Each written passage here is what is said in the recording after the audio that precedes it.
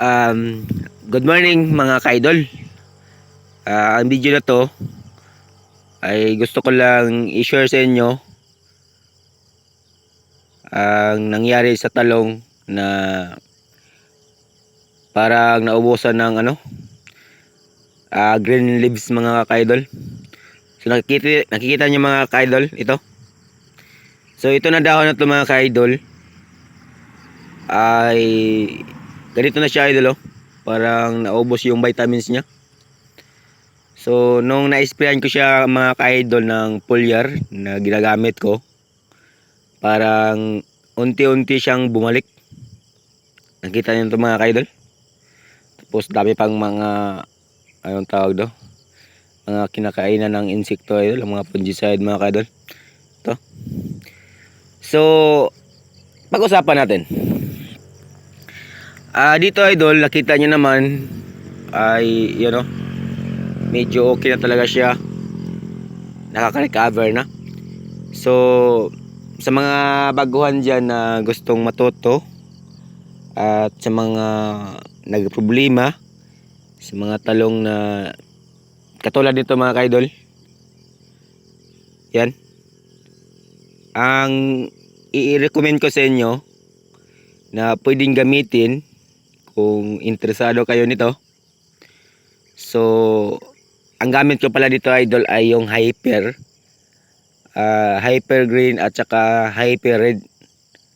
So mas maganda dito idol pag nagpapa-recover talaga tayo, yung Hyper Green mga ka-idol, mas maganda pag ganitong sitwasyon.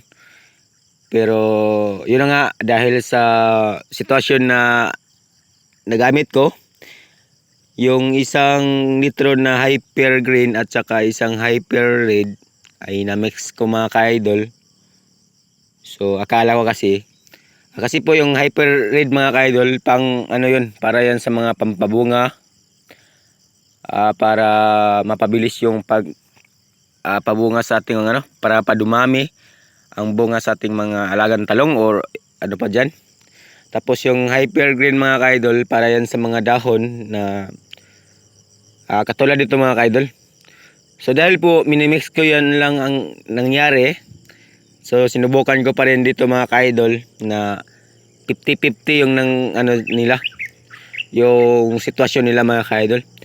So kahit ganon, ang masabi ko lang po dito mga ka-idol ay okay naman ito. Dahil nakita nyo mga ka-idol, unti-unti siyang nakaka-recover yung sitwasyon sa talong ko. Diba? So yun po ang gusto kong i-recommend sa inyo. Tapos sinabayan ko lang po ng score mga ka-idol para sa mga insekto na kumakain ng ganito. At saka mga insekto na nag-ubos ito ng sustansya sa kanilang mga dahon. So yung score, pwede rin yan. At yun. Yun po ang gusto ko lang ipapaano sa inyo, i-share para tuloy-tuloy ang ating mga trabaho about ito sa pag-gardening.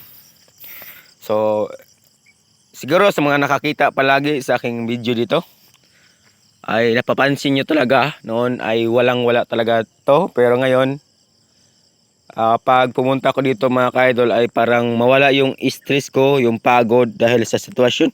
Katulad nito mga ka-idol, ito talaga ay sobrang kumbaga damages na mga ka-idol. Sobrang damage na, pero ngayon nakikita nyo yung dahon mga ka-idol ay unti-unting bumalik. Di ba? Sobrang damage na to mga ka-idol. At pagdating naman dito, yan, parang wala na talaga, parang kunti na lang. Tapos pag na-spray natin ulit yan mga ka-idol, asahan nyo ay unti-unting bumalik yan.